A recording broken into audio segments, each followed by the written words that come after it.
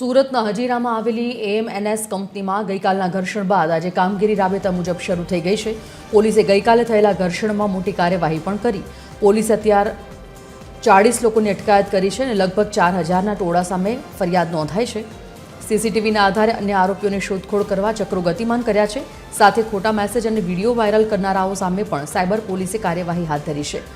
ઉલ્લેખનીય છે કે પગાર વધારવા અને પાણીપતમાં કામદારના મોતને લઈને કામદારોએ વિરોધ નોંધાવ્યો હતો। વિરોધ ઉગ્ર બનતા પોલીસે 10 રાઉન્ડ ફાયરિંગ કર્યું હતું અને ટીયર ગેસના સેલ છોડ્યા હતા।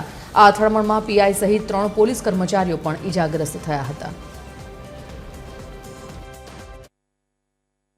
में जो आईपीसी जो बीएनएस की जो धारा है उसमें 109 तहत 1091 तहत 189(2) तहत एवं वेरियस सेक्शंस एवं prevention of damage to public property act 1984 तहत हमने एफआईआर ली है, जिसमें 40 लोगों की अभी तक अटकायत हो चुकी है। कॉम्बिंग ऑपरेशंस भी जारी है, हमारी पुलिस पेट्रोलिंग भी जारी है एवं इसमें हमने 4000 के टोले के खिलाफ भी एफआईआर ली।